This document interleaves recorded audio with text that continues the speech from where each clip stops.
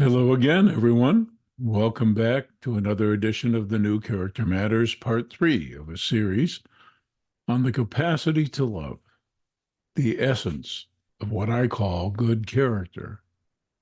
Today, I'd like to focus on how we bring some healing to ourselves and to the world at large in this character impaired age of ours, this age of narcissistic entitlement and self serving behavior and momentary excitement, sensationalism, and hedonism, breeding a whole lot of spiritual emptiness, relationships that don't hold the wholesomeness that can help set our souls and our hearts on fire, make us feel truly alive.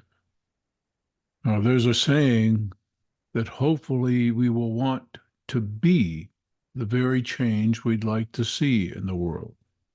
That meaning, if you want this world to be a better place, let it start with you and how you are in the world, what you bring to the world, what you bring to your relationships. You be one less character impaired person, and the world automatically becomes a better place because it has one less character impaired person in it.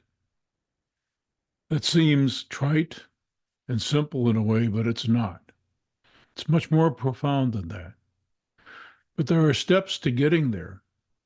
And there are steps that not only help you get there, but help all of us get there together.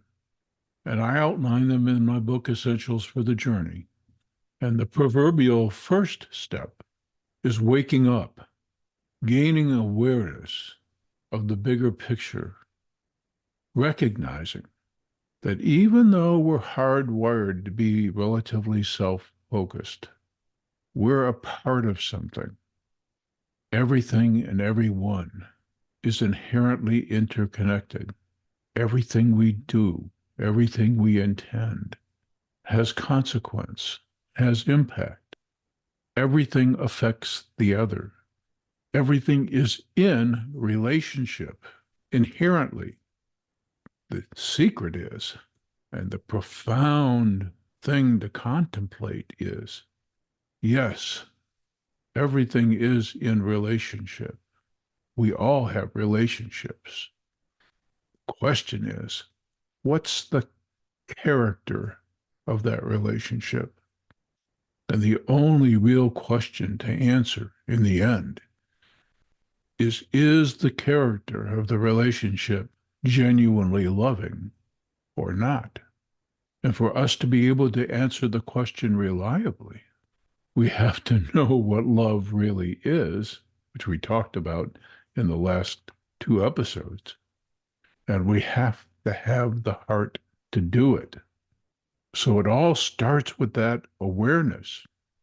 And then we have to have the heart to pour ourselves into the enterprise, to get beyond our own particular wants and needs and really live to bring something of value. Now, we're all human and imperfect, and we make mistakes. Well, one of the steps I outline is what happens when you make those mistakes. How do you reckon with them?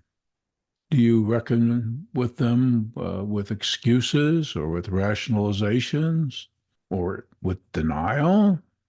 Do you distort the reality of things to feel better, as people with character disturbances do? As anybody who's been in a relationship with a character impaired person knows, this is what they do.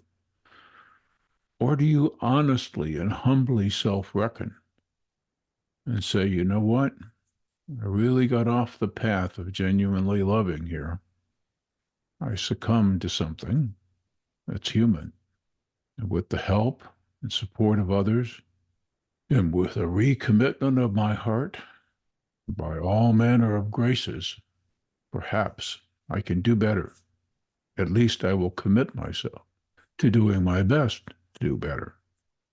Developing the capacity to love and to bring healing to ourselves, to bring genuine life to ourselves and to the world requires a change of heart and mind that the ancients used the word metanoia to describe.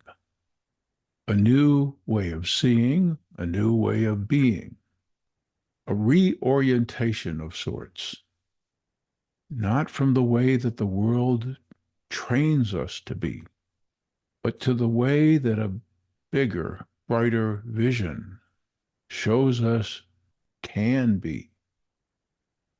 What will really set you on fire is the realization that we were actually made for this. We are animals having to reckon with animal instincts, but we have it within us once we awaken to be so much, and this world can be a better place. But how it will change is the same way it got to where it is right now, which unfortunately is not a really great place. We've actually been in World War once again for some time now, and it's getting worse. Things will only change, can only change, the same insidious way we got to where we are, one heart at a time.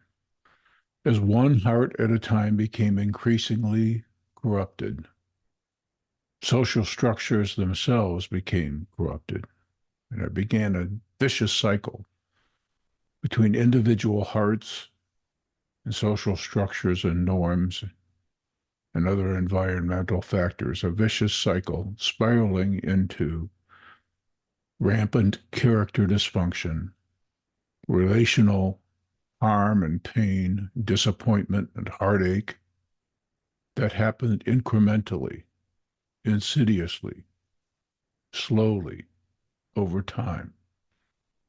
And the way things will get better is the same way. One heart at a time, beginning with our own. When we are properly centered and in the right place, and when we have the vision, and when we're truly alive and know what really living is all about, then it's very easy to discern folks who are nowhere near the same path, who will have untoward, hidden, or even overt agendas that can possibly harm. And we're also able to see more clearly what we need to put into the world to help make things better. My experience as a helping professional over 40 years and several unasked for, undeserved graces has taught me one thing, and that is the importance, the supreme importance of character, of making ourselves all that most of us have it within us to be. We can't do anything about our innate wiring or nature endowed traits or characteristics that predispose us one way or the other, either favorably or unfavorably. And we have little choice about the environments in which we are raised and which guide us along or provide incentives and discouragements. But as I mentioned in Essentials for the Journey, it is our wills that say yes or no to the many invitations, temptations, invitations, and lures of life, of this life.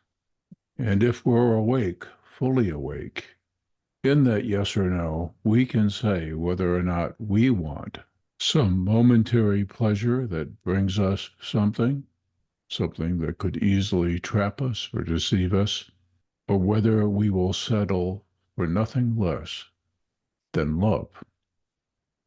It's time for all of these podcasts to move well beyond the helpful advice that I've tried to give in the past about surviving toxic relationships and understanding more deeply what might have happened and why, what went wrong and why, and how to move past the pain and the hardship and empower oneself. It's time to move past that and talk more about the things that really count, that really matter. It's why this program is called Character Matters. Nothing matters more than fashioning a world filled with people with high love capacity, genuine love capacity.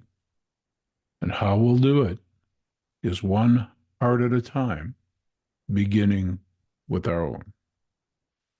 Till next time, I'm Dr. George Simon. Thanks for tuning in to another episode. In the meantime, take care.